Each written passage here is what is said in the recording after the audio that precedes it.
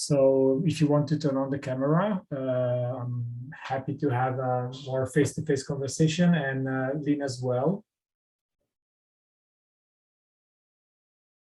Maybe Lynn, you can start introducing a bit yourself. So Lynn,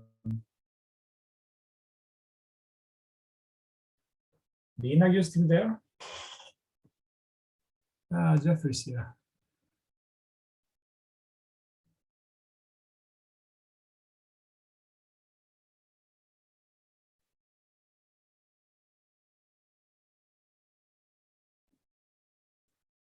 Hi, Jeffrey.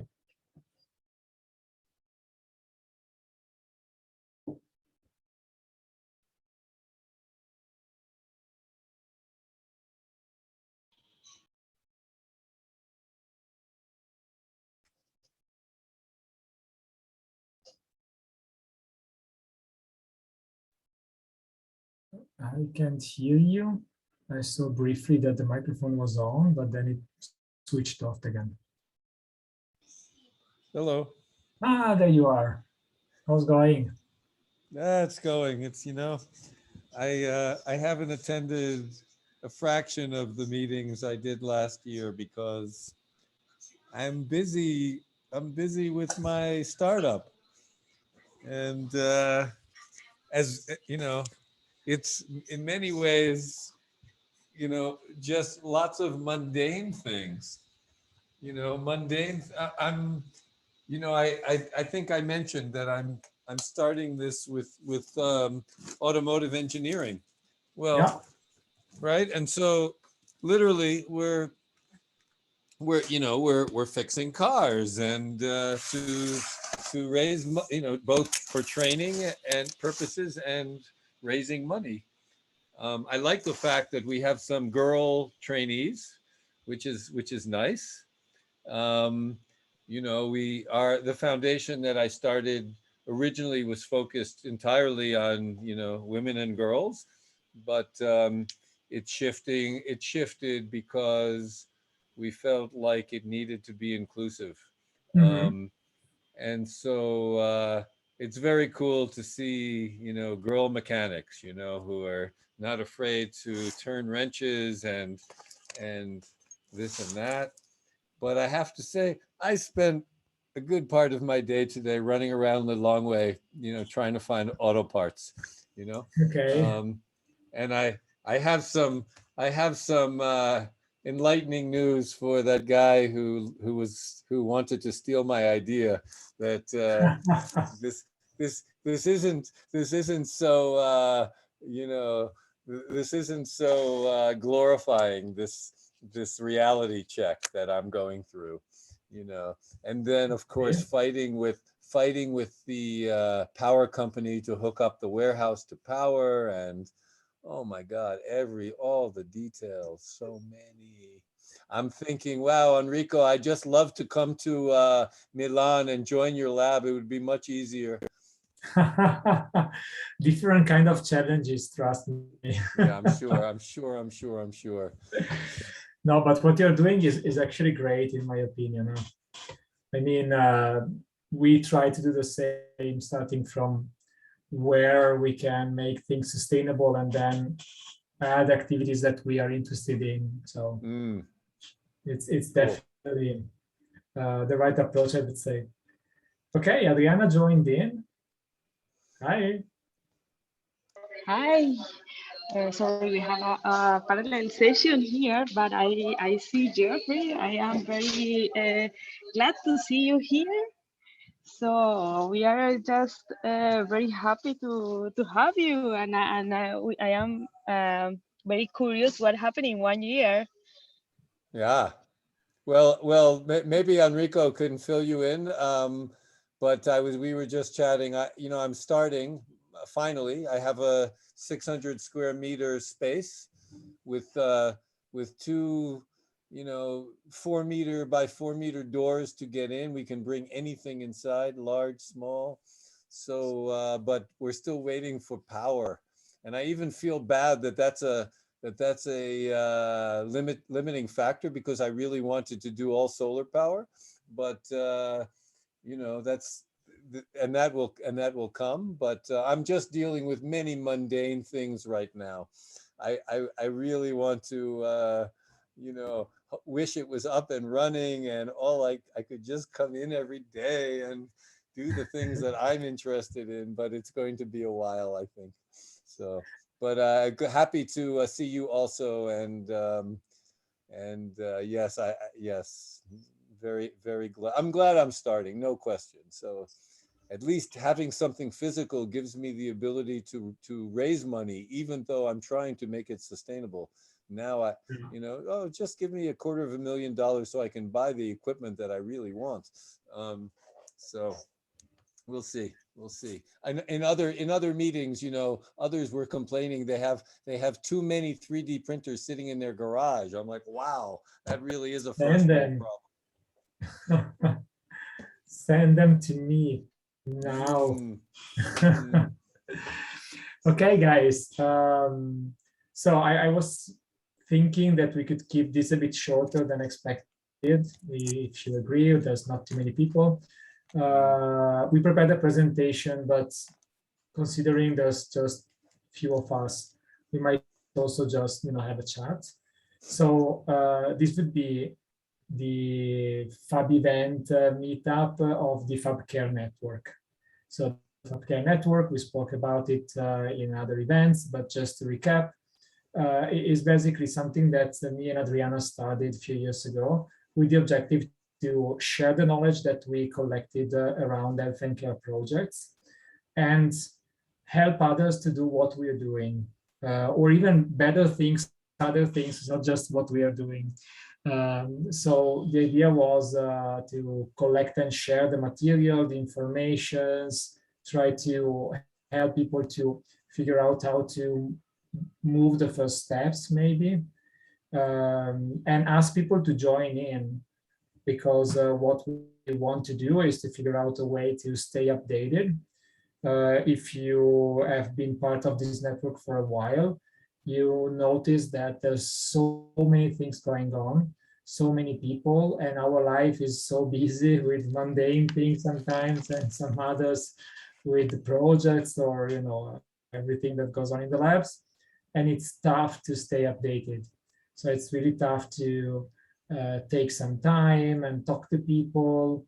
The Fab event is one opportunity, but it's once a year. So the objective of the network, it's basically this.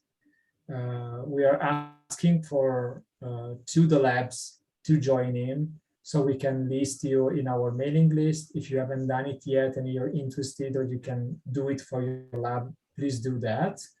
If you want to share the information with others, that's great as well. This should be the link to subscribe. And this is important because without this, we are technically not allowed to send you communications. So we can't keep you in the loop in any way.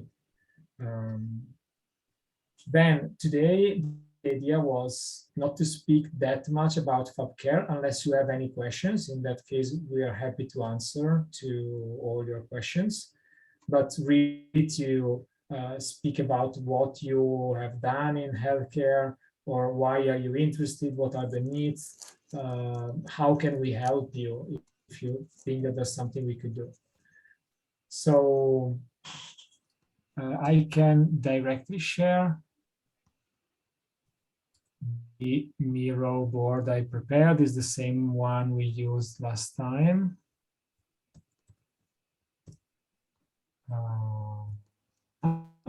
Here it is. And the password is FabCare@fab16.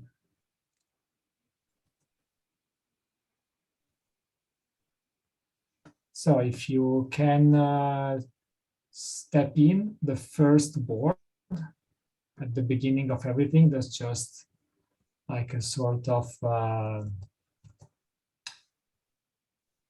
how to say, profile of yourself if you want to fill it in very quickly, but it's just to keep track of who's here, name and surname, emoji or a picture if you want to add one, if you have a nickname, where you're from. So it's really something that could be done in few minutes. If you have trouble to figure out where we are, it's at the beginning. So yeah, left side of the screen. You can probably follow me as well. So if you click on open dot on top, you can actually get there. I see a guest, 2 guests. Waiting. Waiting for it to load. Did you figure out how to get in? You mean to the Miro? Yeah. Yeah, no, I'm just, you know, this is Malawi. Our bandwidth isn't so good, so it's taking a while to load the app on my laptop. No problem. So I See guess the that dancing things. okay. So Lina, are you in?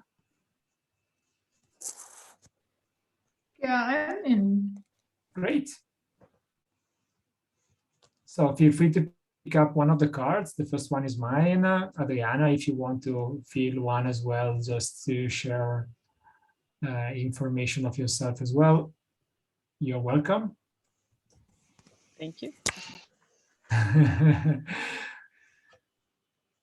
Quentin, I know that you can't turn on the microphone, but are you in? Great. So a few minutes is just a reminder for us, and then we will ask you to introduce yourself. All right.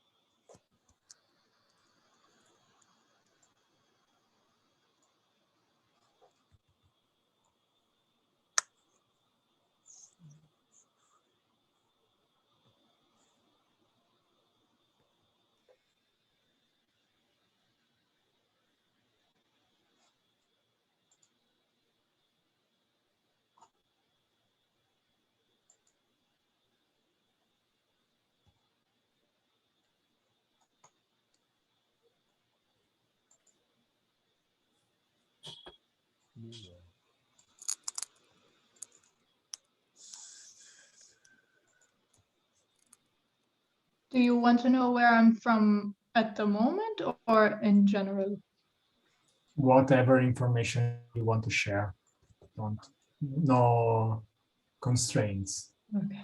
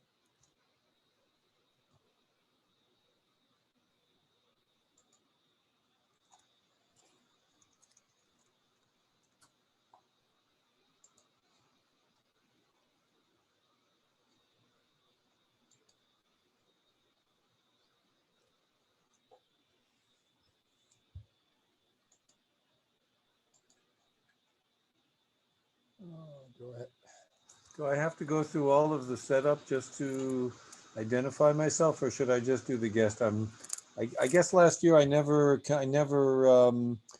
officially signed up for Oh, Miro. but So now, it's fine if you're a guest. It's not a big deal.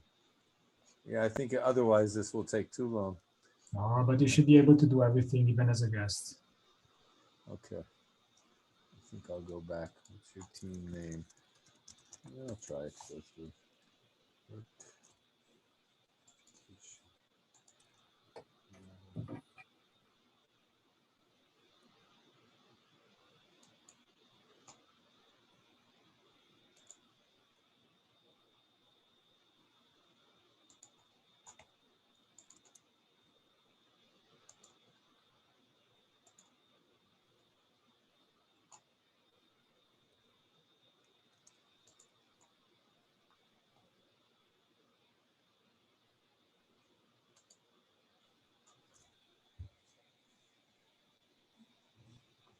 Ah, finally, here we go.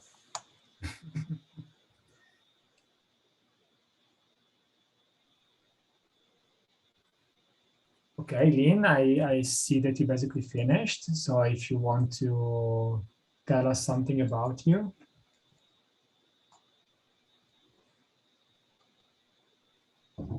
Yeah, sure. I mean, my name is Lynn Nijm. I am originally from Palestine, but I'm in Germany currently doing my master's studies. And I work as part-time in FabLab Camp Plainfoot. And I'm here in this meeting because I'm interested to know what is it about and how much care does go under FabCare as a, I mean, who are the targets? Okay. Thank you. Mm-hmm.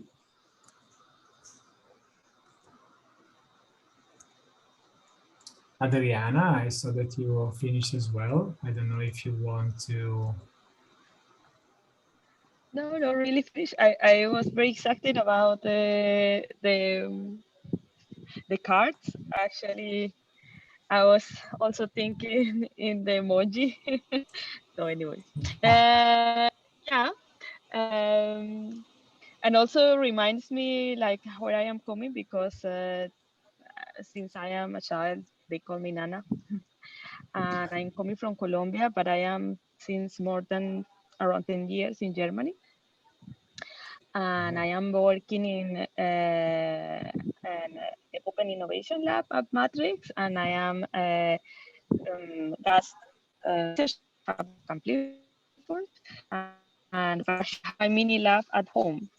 So I guess that in one time this will grow as an initiative. So I think that why I'm here is because when I start to work in the lab, I start to ask me about the impact, what you can do in a lab around more than a space with the technology.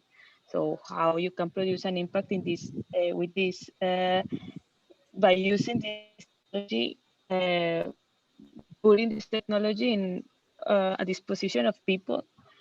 And I think that and the idea of making something inclusive and participative, it makes a more rich interface in order to innovate. So, and of course, inclusion start to play an important role because I get very interested in assistive devices, by Fab Academy, and also this interaction in between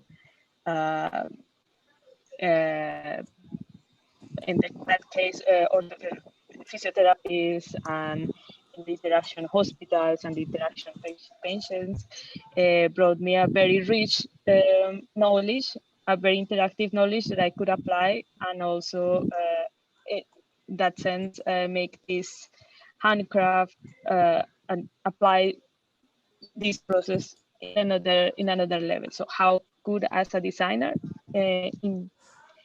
help them to to things together. So that's basically the idea why I'm here, because when I start this process, I saw that I could share this process with many people and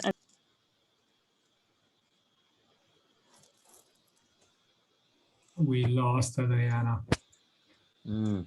Connection is always tricky. Quentin, are you able to speak, or maybe later? No, Adriana's back. Maybe.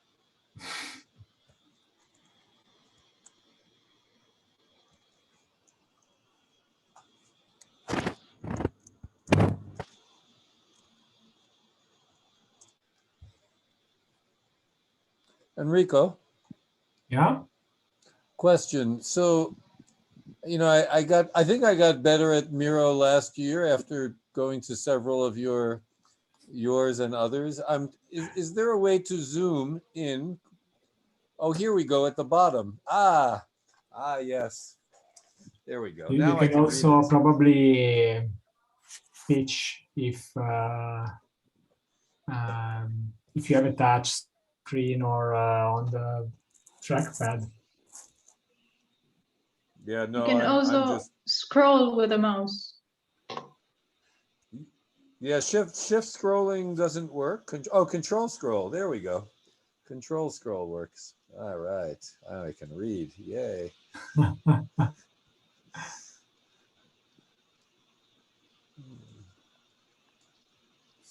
Okay, Quentin is chatting. No problem for the time.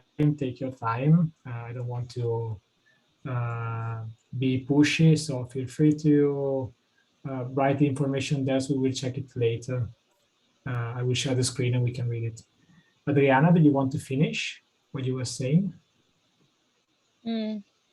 Oh, yeah, sorry. Yeah, yeah, basically, that was as I mentioned. So I think that this process, when I started this process by myself and applying this in a project, I could replicate this in a course that we develop also in the university, Hochschule Rheinbad, and we could replicate this to the students, and also replicate this in other formats as the accessathons. So I have we create like a small, let's say a micro community around the FabLab, and I think that this I just put a very biggest value in replicating this activity and sharing this knowledge with others.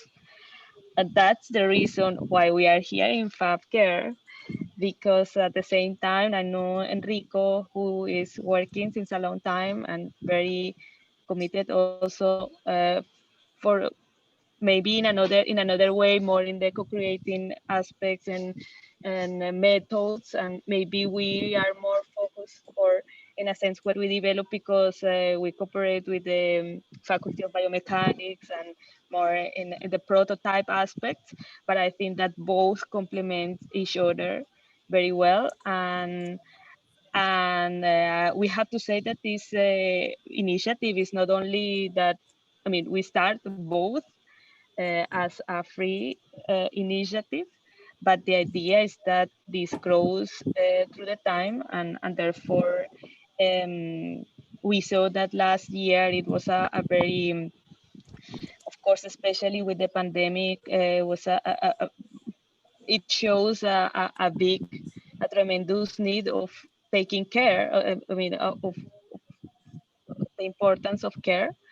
And I think that how the Maker community can really react in a different way, provide distributed and local resources, and therefore it is important to expand this and maybe join these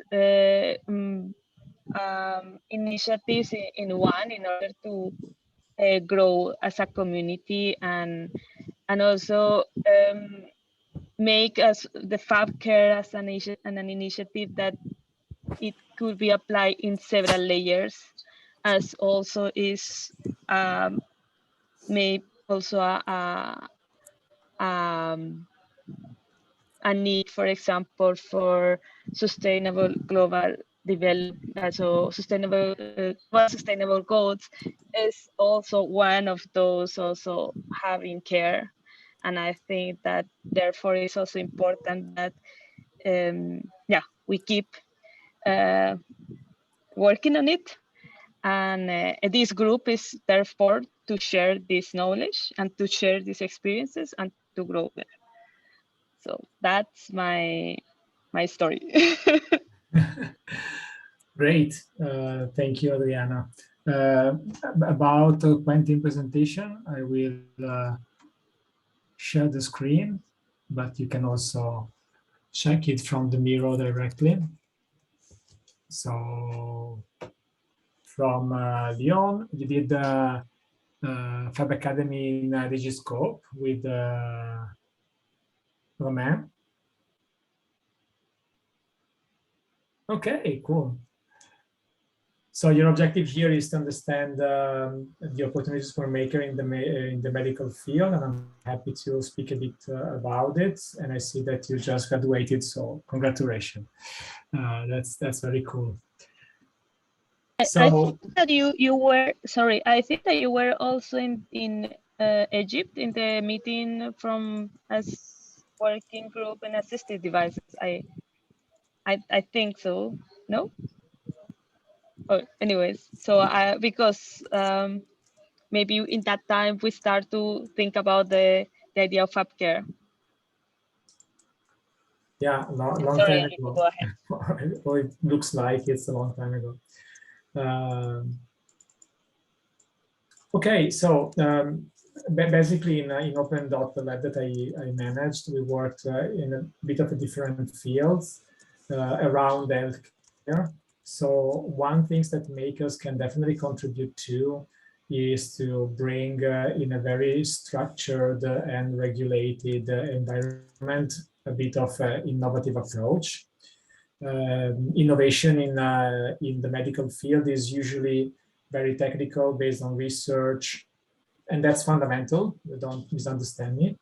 But very often, when you apply this, let's say, scientific mindset to the extreme, you ignore that there's a person behind the numbers or the data that you're studying. So sometimes you see in hospitals with doctors or engineers that they think about patients as a problem to solve or something to fix, and we never do that. As makers, we're used to engage people, work with them, figure out solutions together. So that's the nice thing about, let's say, the maker approach in health and care. So that's one thing in my opinion, and it's a bit about the mindset. Another important thing is a bit about cross-contamination. So the same kind of technologies or machines that you use to train kids could be used to prototype braces or medical technologies in a wider sense, and we use it for the COVID response and so on. So for doctors that are not, it's not common for them to think about how to create their own tools because it's not part of their everyday life. It might be very interesting to get in contact with these informations, because after they get in contact with that, they usually switch on as having an extra, let's say, tools to access to, and what they can make is really impressive. So there's so many things, so many projects as well. We didn't include our projects in this presentation, but if you're curious to see some example, I'm happy to share it. So let me know if you want to see some of the things we did, just to give an idea of what can be done as makers. Okay, so let me search for a presentation.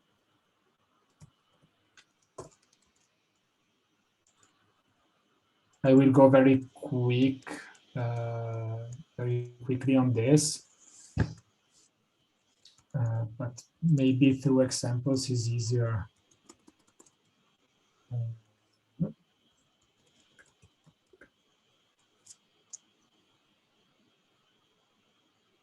Let's see if I'm lucky and this is the last one.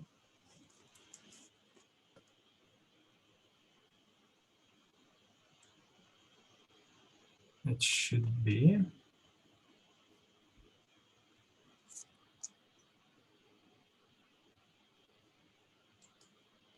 Yeah. So this is our space, a lab in Milan. I will, as I said, go a bit fast on this.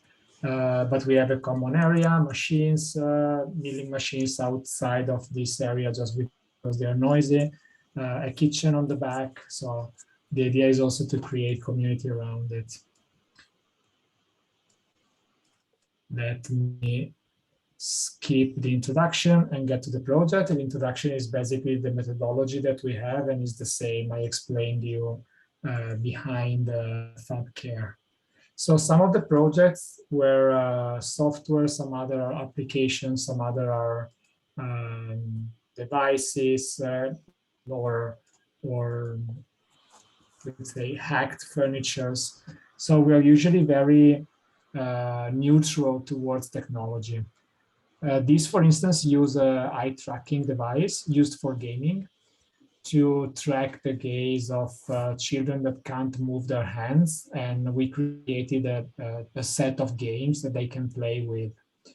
The games are used to reduce the stress, but it's also a way to measure the improvements. So how quickly they can learn something new, how quick they can adjust to a different problem. This was done together with a hospital and a rehabilitation center. So they were the ones saying, I need to measure this data to understand if the kid is improving or not. They were the ones saying, I need my own dashboard that is not the same interface as the kid has.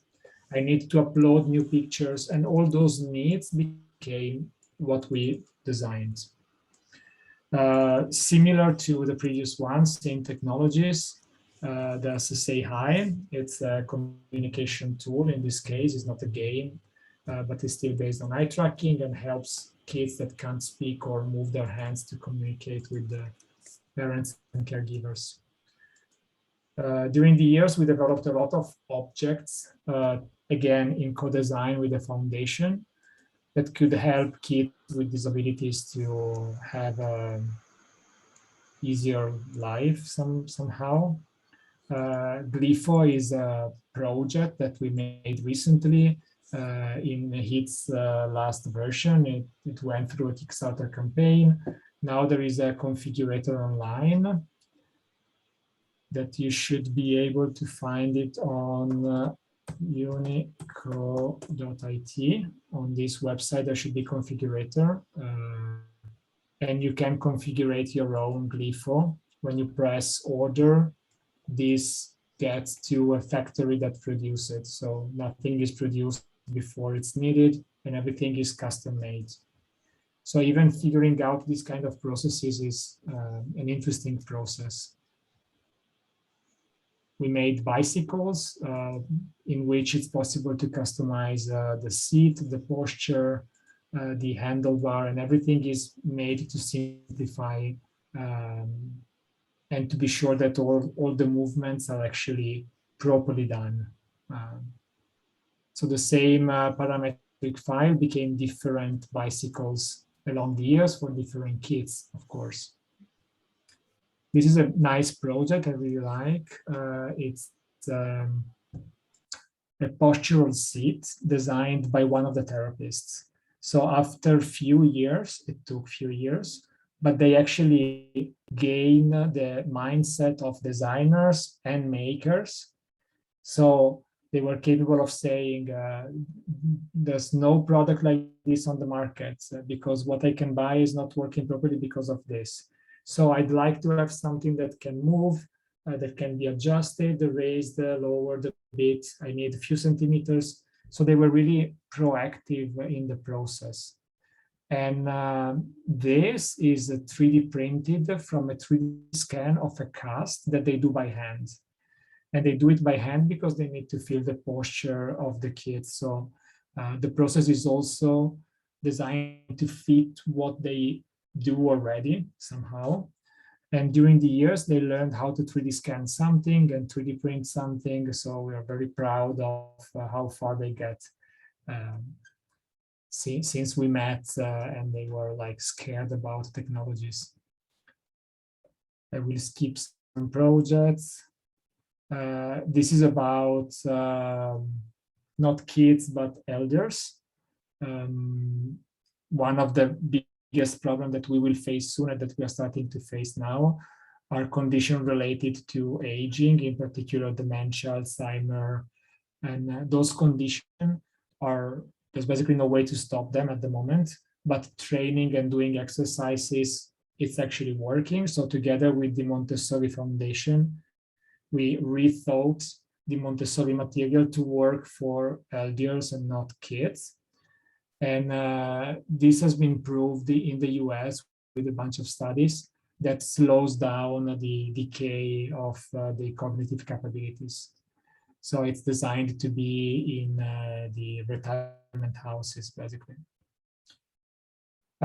This is one of the last projects we did. It was to allow kids to do therapy in hospitals during the COVID. Every single piece is milled. It took us forever to design this.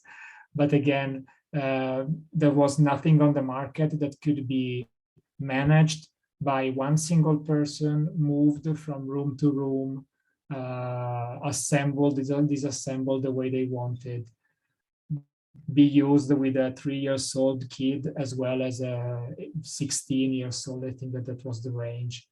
So it's really meant to be flexible, and that's what they needed. This was a research project. We created a platform that is careable.org. You can go and check it out. And you can find a lot of useful material to do activities about health and care in your lab, plus a repository that collects 100 and plus than 100 projects done partially by us or by others. Well, you know that, you know this as well, probably. This is an interesting example of what a doctor can do when you empower him.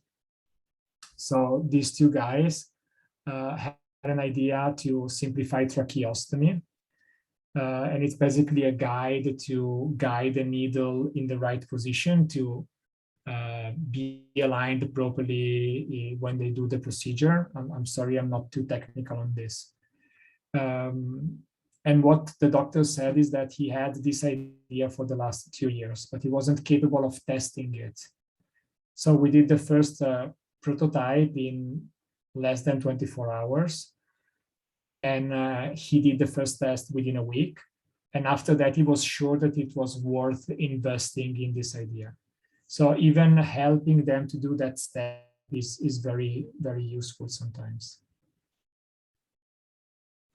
I'm skipping some parts. We did 4 modules of designing for health and care that you can find online. It's also linked in the platform in FabCare if you want, or I can send you the informations. And those went from how to 3D model on a 3D scan to make a brace, to create the model of a brain from an MRI. This is actually mine. So it's kind of weird to see your own brain when you print it. But it's very useful before surgery and so on. And if you have an MRI, it's explained which kind of open source software you can use to do that. So you see that the projects are a lot, and I skipped some. And you can really help from the single prototype to training to slowly change the mindset of healthcare professionals to make their own solutions. And this, in this, there's nothing about the project we did with the users.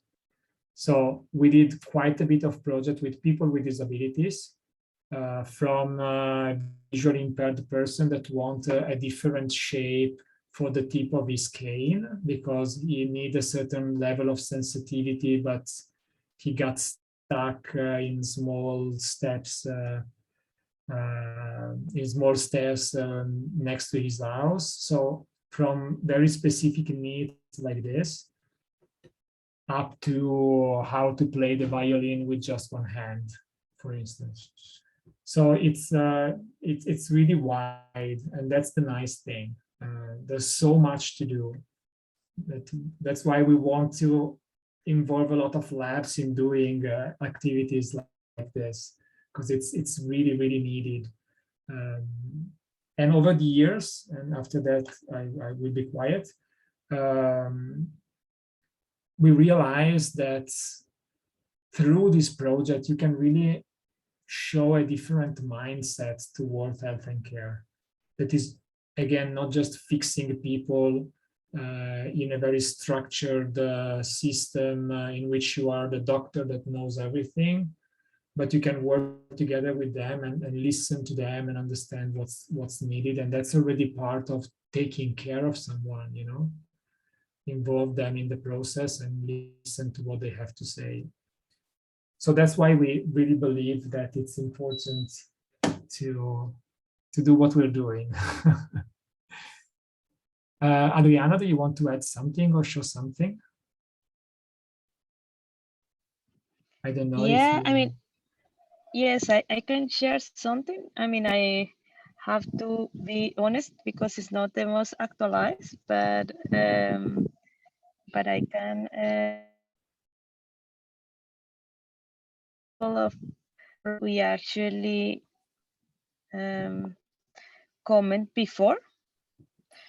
So I will just share. I think that Rico, you have to give me the right to share Oh, the screen. sorry. I thought, yes, here you are.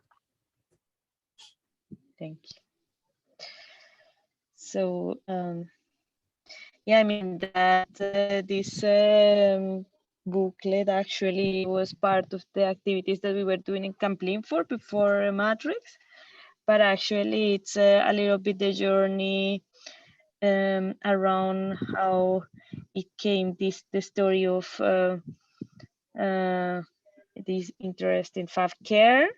One of those was the Biomechacademy, that is like a kind of local academy about biomechanics and digital fabrication, and explaining a little bit about bionics, how we combine biology and technology.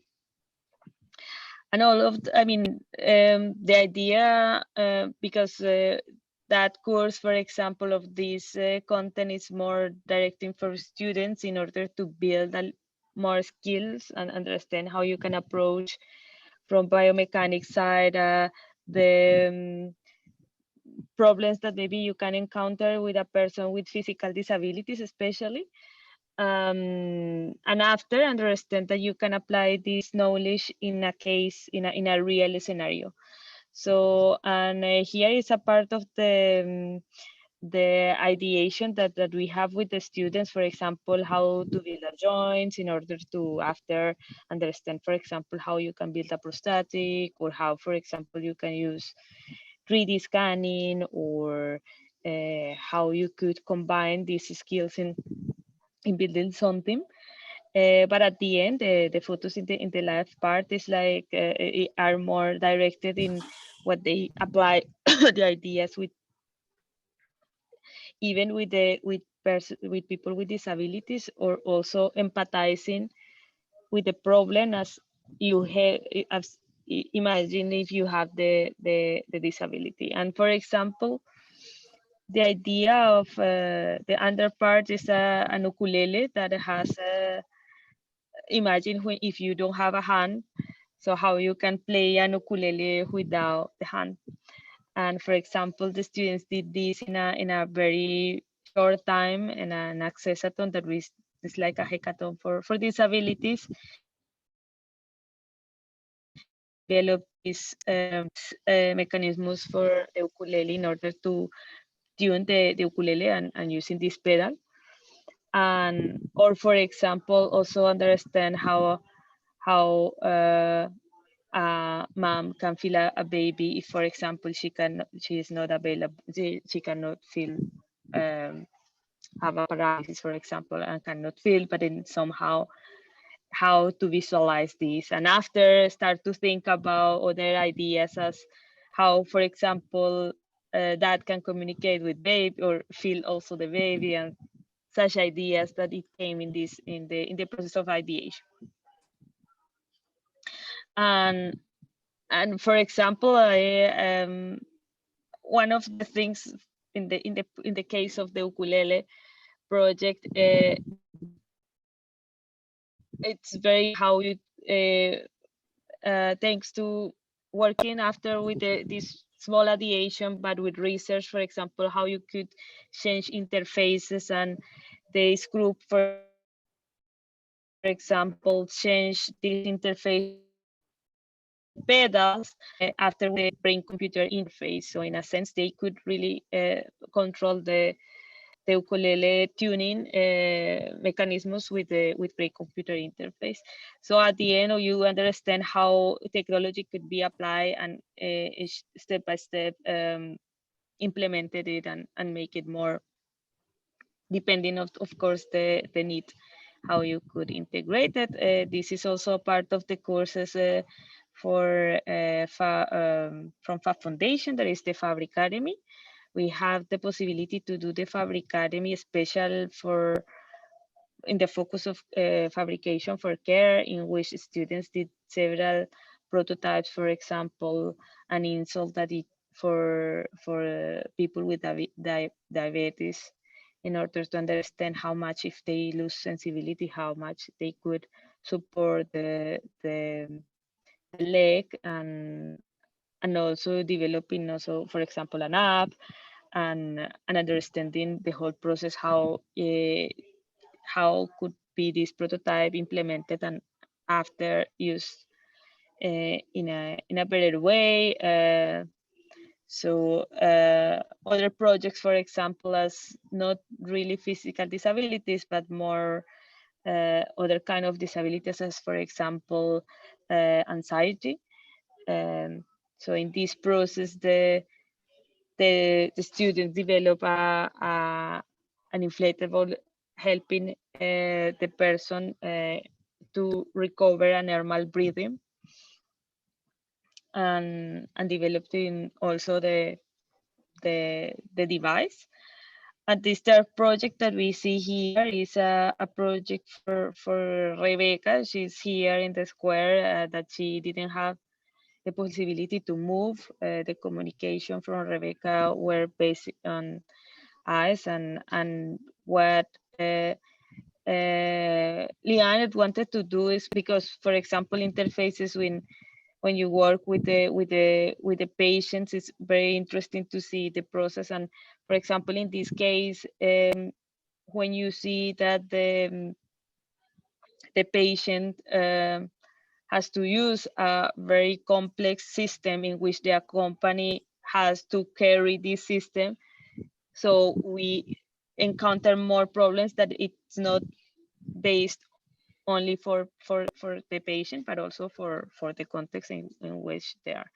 So what happened in this project is that, for example, Liane adapt a system. She wanted to use basically brain-computer interface, but after she decided to simplify the system in order to have basic functions, as for example, blinking a light, or for example, give an alarm, and just only reducing the space or reducing this in this band, like the communication through the movement of the muscles.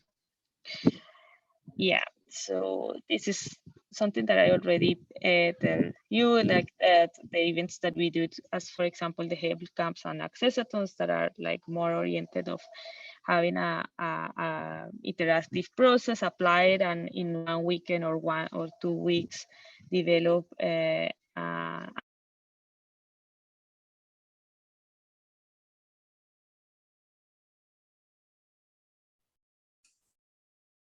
lost it. On the clue of the project. Okay.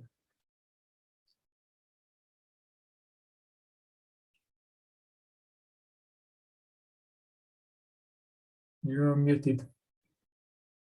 Yeah, apologies really, because here the internet, we are at the end of the week and we run without internet. So yeah, I will just finalize two other points. So these meetings of assistive devices working group, before FabCare, we also host these meetings in order to get the feeling who is working on it. And this, for example, we did in Toulouse. And other activities that I am leading with the Fab Academy is the group of soft robotics. So that is a field that it's very applied, especially for people with disabilities, but also on other fields, for a better actuation and robots or machines, let's say, close to the body, that are smooth and are friendly, let's say, in for environments where a person who needs to interact or needs to wear. And yeah, so basically, for example, I host a workshop today, but also it's something that we are following in the Fab Academy. And also other kind of workshops that came in ideation of what I developed a project from hand orthosis, and actually the challenge that we host today, that it was about hand dynamic orthosis. So in a sense, this was one of the workshops that I host in Fab 13 around this idea.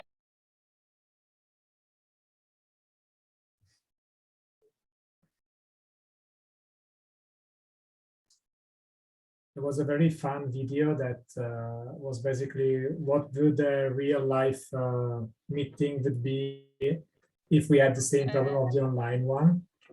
And there were people disappearing from the chairs because they were disconnected.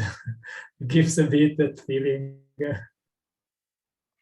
Yeah, I am very sorry, as I said. I just want to compliment that another point that I want to encourage is also all of this experience that we are doing. For example, in the case of the myorthosis, myorthotic, we have a paper published around it, and also from the accompany, we have also a second paper. So it is very important that we try to document our experiences in both ways, either in tutorials, but also important to document this process in a scientific way, because it is also yeah, part as how we can also grow as a community. Yeah, that's from my side. Cool. Thank you. So it would be nice actually to hear from you if you have done something and what's your experience on health and care. It's actually a piece of our activities on the Miro board. So maybe I can give you a brief introduction while you think about what to say, and then I'd like to hear from you. It doesn't matter, you know, how complex or advanced the things were. I'm mainly curious about your feeling, or what was easy, what was tough, or what you would like to do and you haven't done it yet, maybe.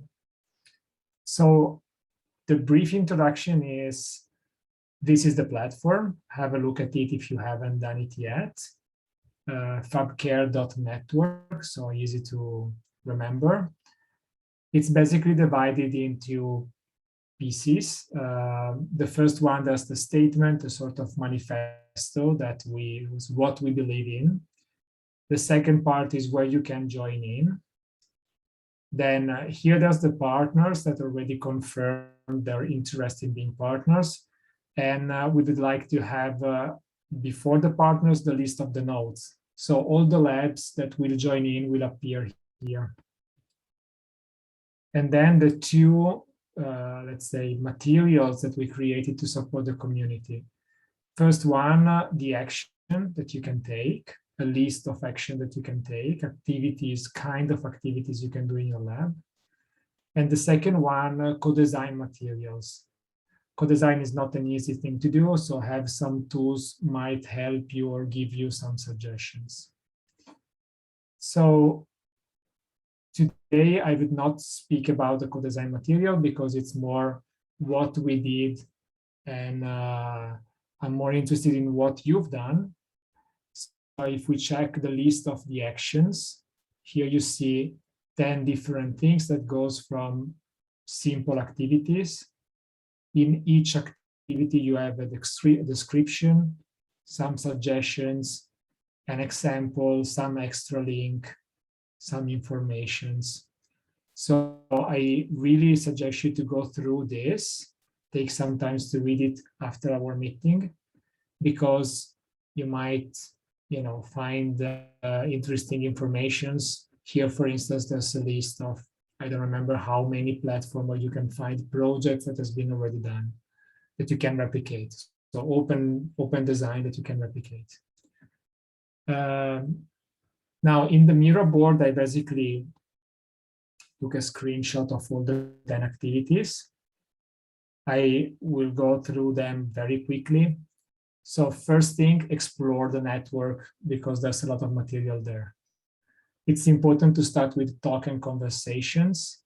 And then conversations are helpful also to engage the communities of people with disabilities, so your partners in this journey. At that point, you might want to explore what's been done already. That gives you suggestions on how to do things. And it's probably good to start replicating existing solutions more than designing from scratch. When you gain experience here, you can start designing things from scratch or modify existing things. Then creating training programs like the one Adriana was talking about is not an easy thing. And it's important to have experience before, of course, teach to others how to do things. And usually in this case is teach to people, to makers, skills in designing in health and care, or robotics related to that, or bioengineering and so on. Then when you get quite a bit of experience, these are the tough stuff to do. So bring a product to market. It is, of course, complex. I highly suggest you to don't try to found a startup out of your first idea, because there's so many problems that you can face. Teach to healthcare professionals is not just teaching, but is a matter of learning the language and what's important for them. That is different from what is important for a maker. Create and co-design advanced solutions. It's really difficult when a project becomes complex. The example of the gym that I showed you, the tiny one for the hospital, that required a lot of effort to do it. Then it's very important to give the tools to produce within the hospitals, also because of a set of rules that makes things easier when you produce things inside the hospital. And the last part is about doing research. So Adriana was saying before, we have a paper about this project. It's important to document things. It's important to start to collect information about in a scientific way, in a very structured way. So this is just an overview, of course, but it might give you some insight on how to move in this field. Do you have any projects that you would like to share, some experiences, and where are they on the scale of the activities?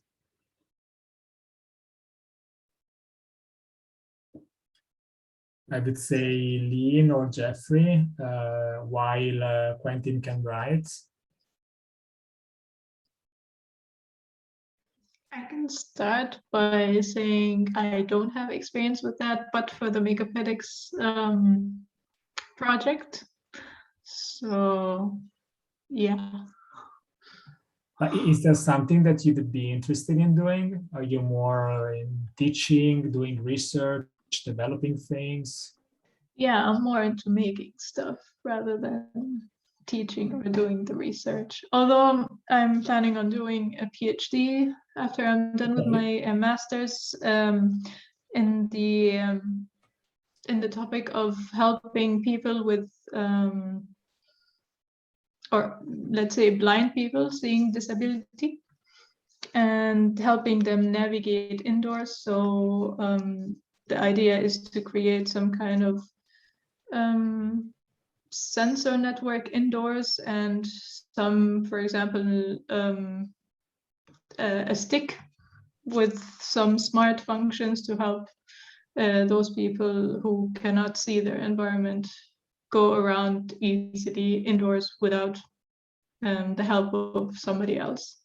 So that would be an opportunity for me to go deeper into the FabLab view and the FabCare view of how to tackle this kind of issue, but I still did not go into that topic yet.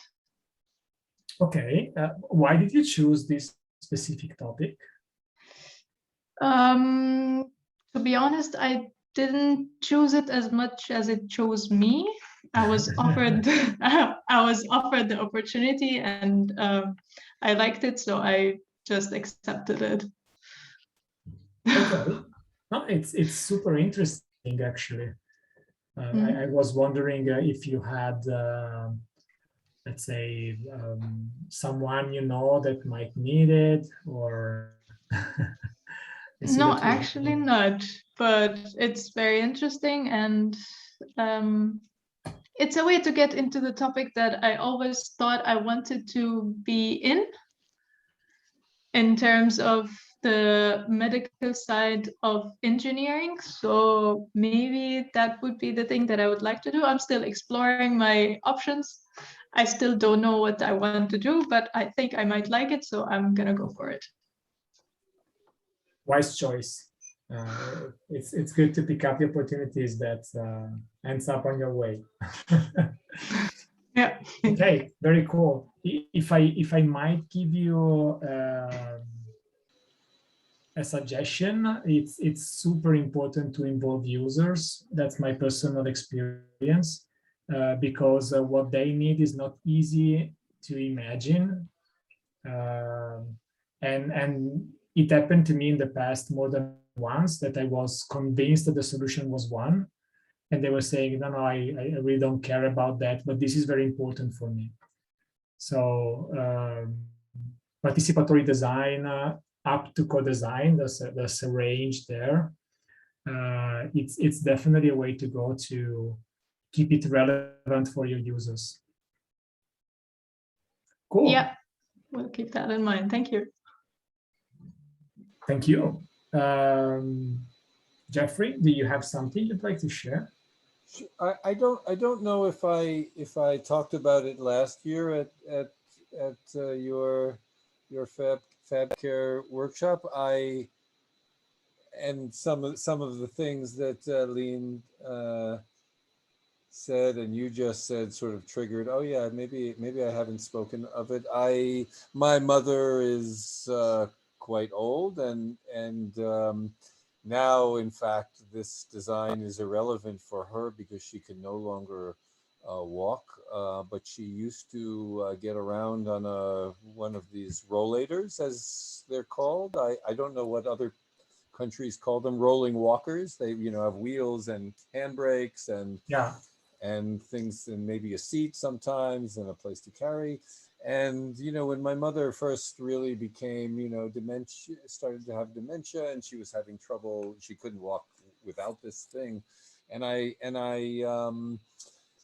observed her working with occupational therapists, working with her to use it properly, and learned about all the potential pitfalls of it. So I started to work on the idea of essentially a smart rollator that that did things like cueing to make sure that when you sat down that you applied brakes, that when you were walking that you were close enough, standing close enough to the walker so that it wouldn't get away from you, with audible cueing. When I expressed this idea to other occupational therapists, they suggested, oh, one thing that would be really good is to put a light on the front, so in the dark, if it could have a photo sensor and a motion. This was already going to have motion sensors, but I didn't think about the photo sensors, so that if you started moving or moved it in the evening, it would turn on a light. So if you needed to go to the toilet in the dark, this would solve that problem. Also, if you were going to sit on it, to make sure that it would possibly automatically apply brakes. So there's a lot of tech involved in this simple problem. Most of these devices are essentially just mechanical devices. There's no digital assistive parts to it, and I've gotten the design to a certain point, but it's hardly in a place where I could even have users work with it to see how it needs to be tweaked, etc. But I actually brought a rollator from the US 2 trips ago because I couldn't find one here. There was nothing. So at least I have a model and a way to develop it. So this is just one of many projects that I have either partially on the drawing board or just in ideation phase. But I'll just put it out there as one of those things. And I think it seems somewhat aligned with several of your designs, Enrico, which intrigued me to no end. I'm so impressed with what you've done and things you've worked on. So anyway, that's just a little bit about me. It sounds brilliant, actually. And now that batteries and electronic motors went down in price, the idea to have something that is basically assisting you walking or can bring heavy things for you and so on is really making it easier, not just for people that have trouble to, let's say, extreme troubles to walk, but it really becomes something, interesting for people that might have difficulties to bring heavy things, and it becomes a more safe way to do that. So I think there's a lot of possibilities to make something very, very interesting. So I'm curious to see the updates next year. Okay.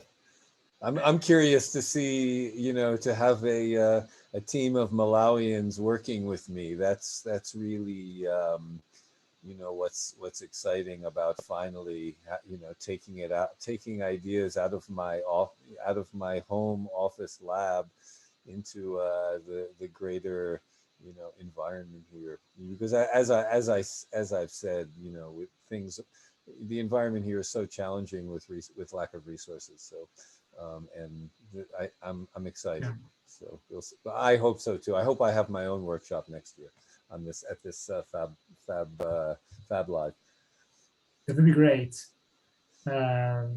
One thing that could be useful for you, if I remember correctly, point number 5.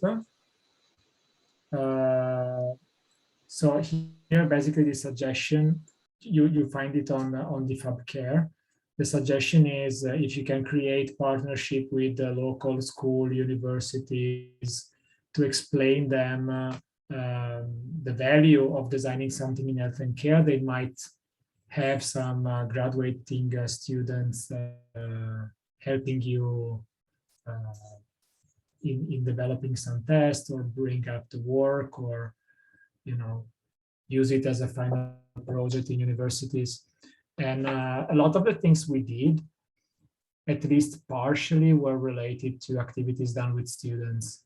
So at the beginning, it's definitely valuable to explore different possibilities. Okay.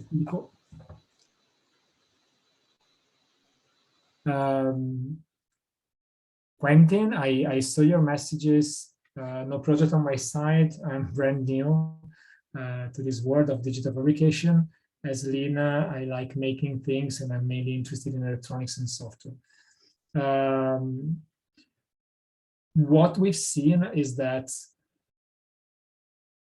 let's say, 3D printing by itself is very limited. So it's good that you have this interest in electronics and software, and it might be good for you to partner up with someone else, maybe more focused on the design side. If I got it right, you're more on the engineering, but correct me if I'm wrong. Huh? Okay, so working in teams is great, and if the team is diverse, it's even better, of course. So try to start to speak with people about these ideas. If you have a project you want to start to work with, if you know someone that needs something, for instance, one of the easier careables and easier solutions for health and care I made in my life was basically a metal stick attached to a chair, and that was to help my mom playing the saxophone because she used to, but now her hands are painful. So very, very basic thing, but I had a clear objective for a person I care for, and that was, motivating me to actually try. So going on with the project. Oops. No, I made a mistake.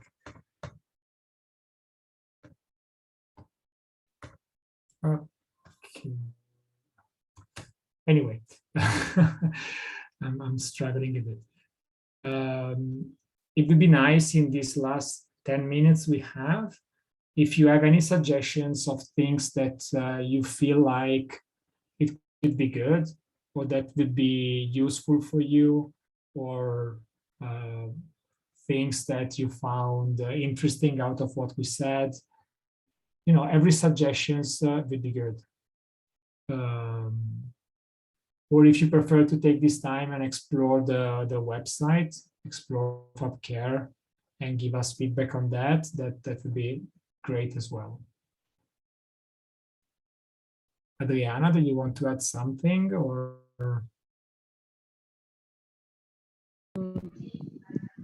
No, not really. I will like to hear from you some suggestions. I think that's the yeah. So what we would like to hear. And maybe afterwards, I had a question for Jeffrey, because last year in the meeting, I remember that we get a link with Derek from, I don't know, I don't remember exactly from which FabLab, but I think that the idea was that maybe you could cooperate, and I was curious also to understand if such a links are also useful for you, if you are keeping in touch, or maybe if you are developing some project in FabCare or in humanitarian way, or maybe that's also for us a good feedback that maybe some synergies are creating something. Well, so yes, I'm very interested in collaborating. My organization is a nonprofit. It's based on education, mentorship, engineering mentorship.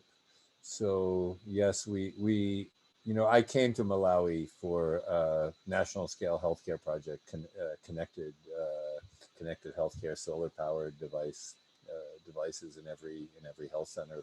Unfortunately, the project got defunded by my government in their unfortunate political way, and you know, that's too bad. And there's very, you know, I have to say I've spent more time trying to, you know, enlighten government and individuals here about what's possible, and so, you know, everybody here, I mean, everybody I talk to here is, you know, fully supportive of the kinds of things that, you know, I've been trying to do here. But my biggest problem is financial support. I'm crippled by it in a way, which is why I, you know, have now started with essentially an engineering way to fundraise, even though it's not the ends, it's the means. And so, but it's also in many ways a distraction from my core interest. Although if I argue that my core interest is engineering education and mentorship, it really doesn't matter. I mean, as I say, I've worked in healthcare, I've worked in water, I've worked in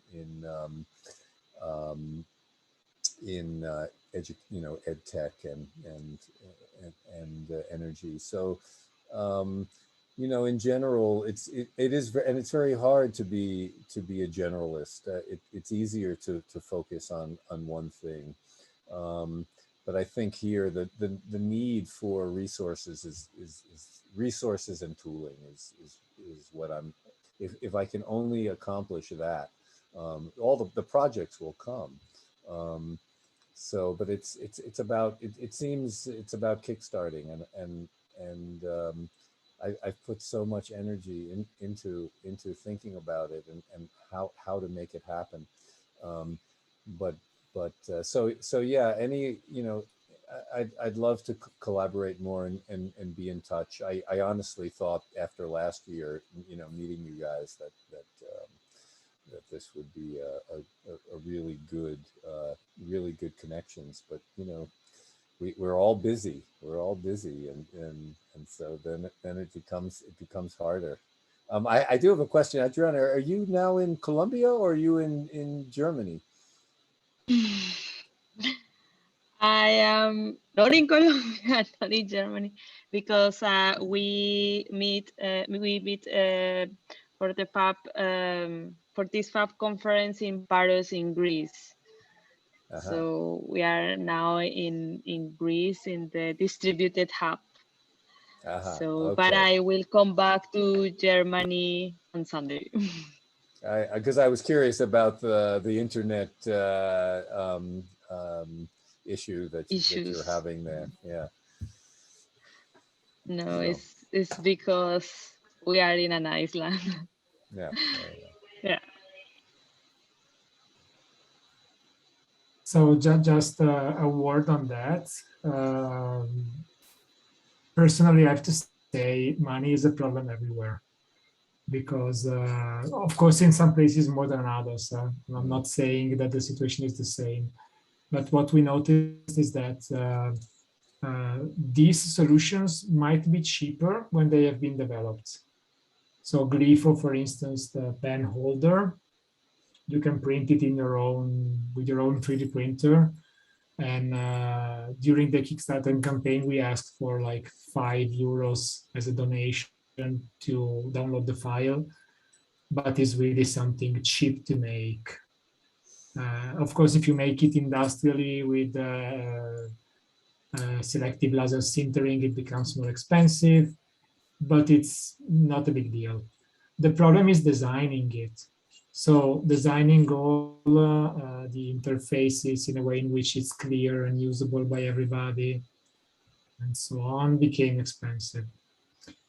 So what we did in the past was basically to start from things that were kind of small and things that were done by people interested in doing that for themselves, because that was a way to keep them in the lab and teach them what they had to learn.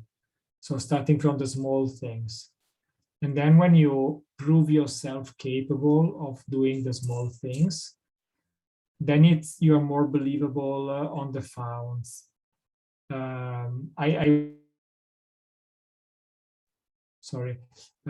want to be honest with you and saying that in my dreams, there's the fact that FabCare will collect founds for the members, for the nodes of the network.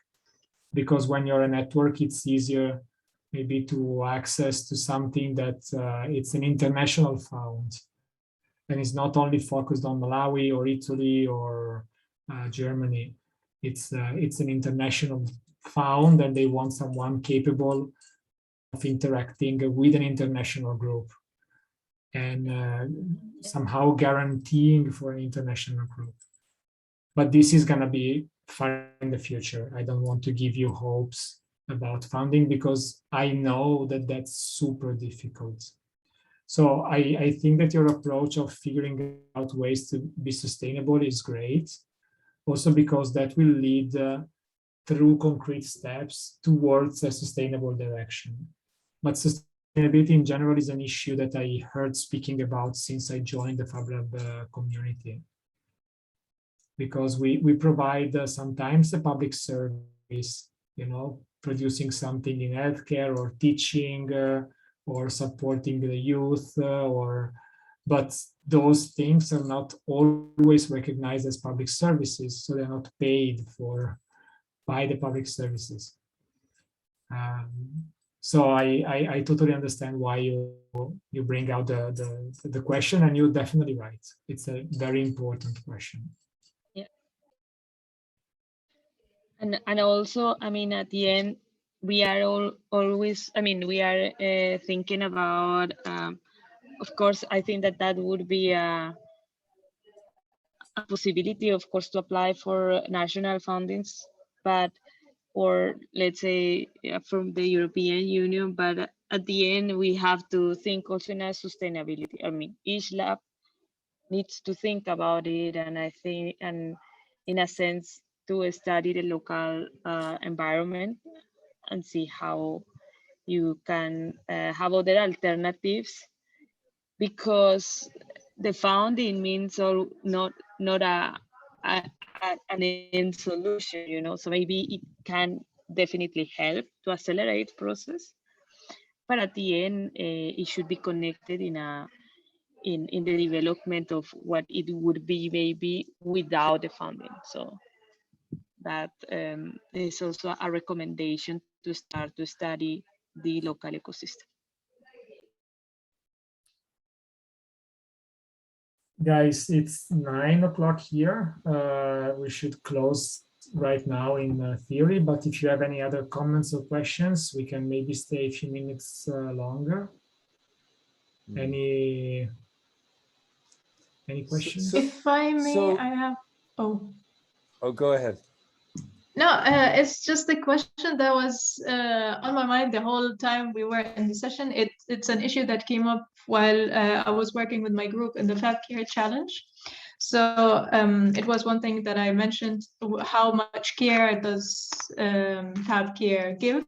So is the care only exclusive for us people, or is there an equivalent, for example, for animals in need? We didn't explore that area, but there are some nice projects, in particular, let's say, prosthetic limbs, that sometimes is the beak of an eagle, for instance, 3D scanned and 3D printed after an accident or a tumor that was forcing the doctors to cut it off, basically. In other cases, were like let's say, prosthetics for a dog that was born with not strong enough front legs to walk. So there are some experiments, of course. And that could be another way to explore for it, of course.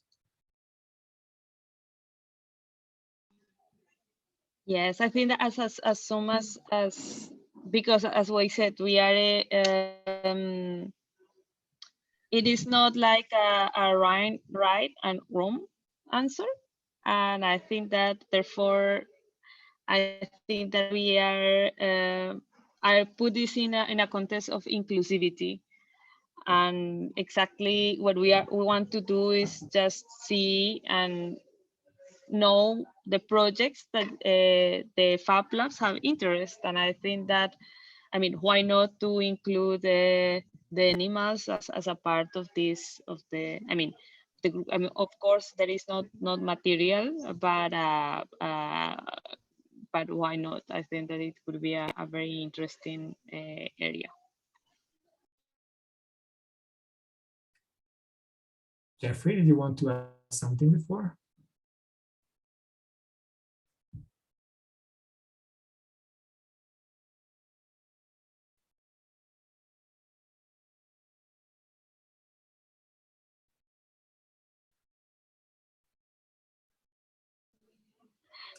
Maybe Jeffrey, yeah. I just want to add that I put the link of the PDF there, so in case you want to explore later. And of course, as Enrico says, like the next step is just to put you as a note. So be in contact in the website is with and for you. So and yeah, I think that I hope that we can be in this, or we really hope that in this way we can be more active during the year, that we can meet maybe again, and otherwise latest the next year. But as we said, No, I hope it's sooner not than in that. that way. I hope Yes, it's sooner than exactly. that. Me too. No, I lost the main screen. That's why I didn't respond. But no, I have a, you know, my quest. You know, one of the things I've noticed is that, you know, for the most part, most of the participants who are, you know, involved in Fab Labs, you know, the sustainability part is secondary. You know, however the Fab Lab started, either with funding or university connection or whatever, and and so, you know, the sustainability is second and is secondary, but something's already started. And I do think it's, you know, I really would love it if I could, you know, you know, I figured out one way, but it remains to be seen whether I'll be spending, you know, more time, most of my time, just uh, you know, building up piece by piece. Whereas you know, I really envision a place that's already equipped to develop any idea. You know, it's one thing to, yes, I know one approach is you have an idea, so you tool up what you need. Um, and and it's an and the other approach is, you know, have all the tooling there, so no matter what direction your idea goes, you can you can take advantage. So I mean, maybe a question there would be, you know, in your cases with, you know, with the projects you've done, Enrico or Adriana, would, you know, which approach do you think um, makes more sense? You know, Enrico, you say, okay, this simple idea of the adaptive pen holder. Well, you know, that doesn't involve that much equipment to prototype and even visualize. But you know, you had a vision. Even my rollator, I don't need that. I don't need a Fab Lab to develop it. I can, you know, have one frame and you know, adapt things, etc. But it's, you know, that's only one project, and I want to try to catalyze others ideas in a environment where that's possible, instead of, oh yes, it would be really great if we had X, Y, and Z. um, and it's difficult to ideate when you don't have the tools to do, you know, to envision. So I mean, what's your opinion there? Well, I see your point, and I don't know exactly. I've never been in Malawi, so I don't know the context or what's the situation. I can't give you meaningful information on that. But again, my personal opinion is that solution might come also not from technological things, if that's the point. So the key aspect of every FabLabs is the community. So I know a lot of labs in universities that are dead, even if they have the money to run it. There's nothing in there. There's nobody in there. Nobody stays there more than the time that they have to, just to complete their thesis or exams. And then they leave, and the place is always, square one, because there's no human skills growing in there. There's no brainstorming. There's no exchange of ideas. There's no connections coming. So it's a completely different example. I don't want to say that there are big similarities, but the first lab I managed was the first lab in Italy, and it was 11 years ago. It was 25 meters square inside an exhibition. And for a year, we went through a bit of hell, to be honest, working 6 days a week, an average of 13 hours per day, with people looking and watching what you're doing like animals in a zoo. And I said, I answered to what a FabLab is like 1,000 times a week, because of course there were people passing by all the time. But we were capable of doing great things, and thanks to the community we created during those 9 months, we managed to open the next lab. And because we had great connections, thanks to people in Turin, Arduino was involved, so it was great. But also, the co-working that hosted us for free, we met them through that first period. So I see your struggle, and I understand it, and I understand the frustration. But sometimes I would say, first of all, figure out what are the needs of the community that you want to engage. Maybe it's not health and care at the beginning, maybe it's education, and that's fine.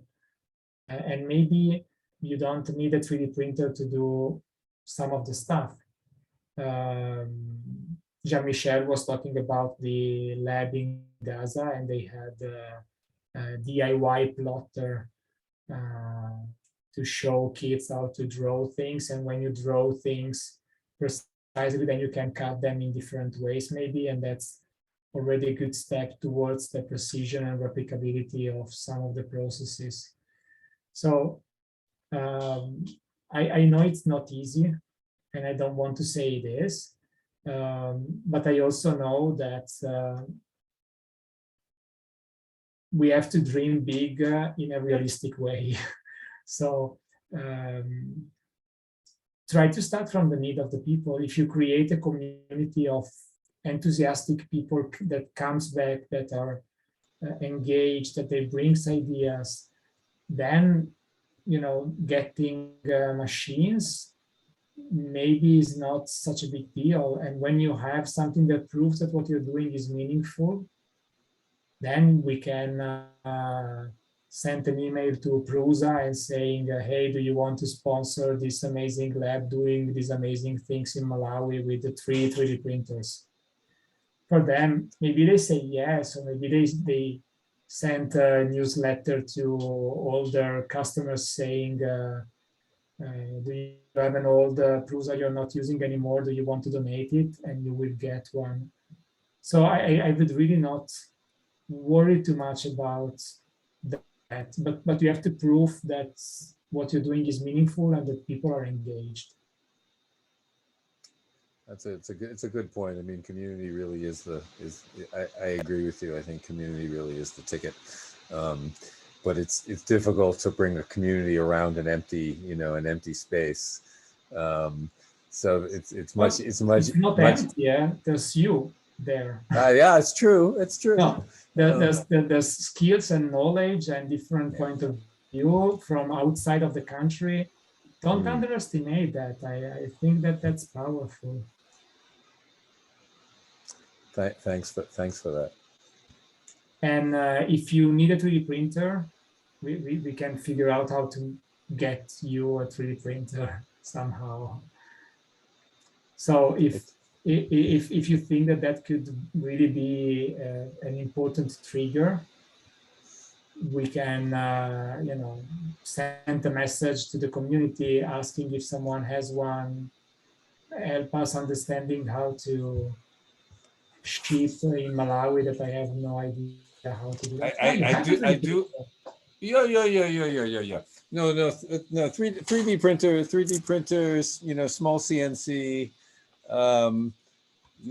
those, for prototyping, I think it's possible to start with with small tools, and the education element is great. But when you actually want to produce something more useful, and of course it depends what it is, then you need something more than a small this or a small that. I mean, I think I know what I need to and you can have, obviously you can have impact at any scale, right?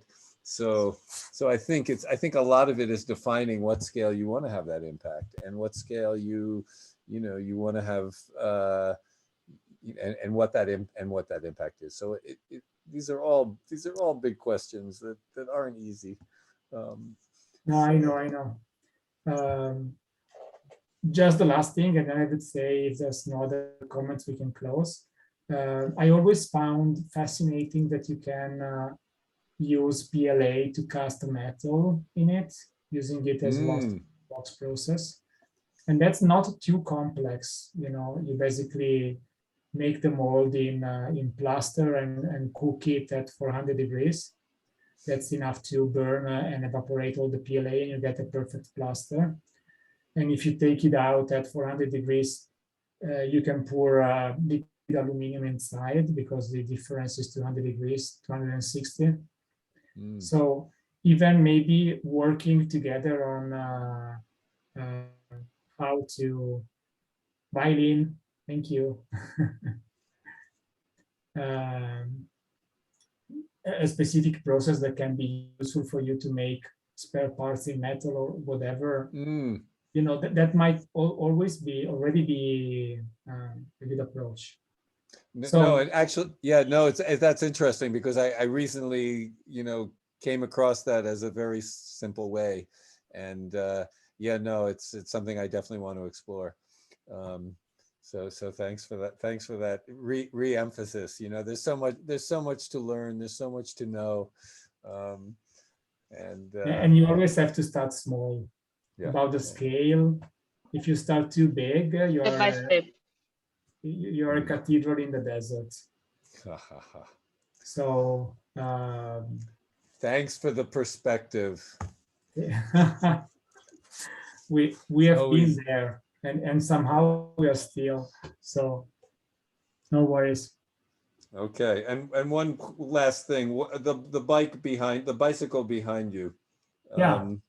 It's made from what? Is it wood? Yeah, it's we milled it. It's a custom-made frame.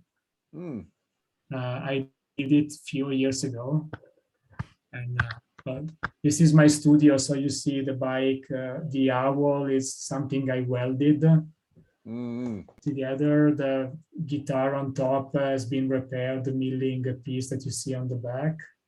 So all the stuff around is a bit weird. That's why I feel comfortable. Oh no, it's beautiful. And in your mention of your helping your parents with saxophone. Yeah. I have a friend who has MS, and he was a really accomplished saxophone player, and he can't play it. And his issue is more about the breath. He doesn't have the breath control. And so I'm wondering, about what you did there. It seemed like in your case it was the fingering more than Yeah, more no, than the completely breathing. different, to be honest. Yeah. It was just you keep the weight and don't load it on the hands, so it was way easier. Interesting. Well, good. Well, thanks for that. Thanks for hosting this meeting, and Thank you for coming. let's be Thank in you touch. for coming. Yeah. Let's be in touch for sure. Absolutely. I will try. Take care, everyone. You too. All right. You Bye-bye. too. Bye, Bye, Quentin. Adriana. Bye. Bye, Bye, Jeffrey. Take care. Take See you care. soon. Yeah. Hopefully, See you soon. hopefully we'll meet in person somewhere in the world. Let's hope so. Okay. Take care. Bye-bye. Bye. Ciao, Adriana. Ciao.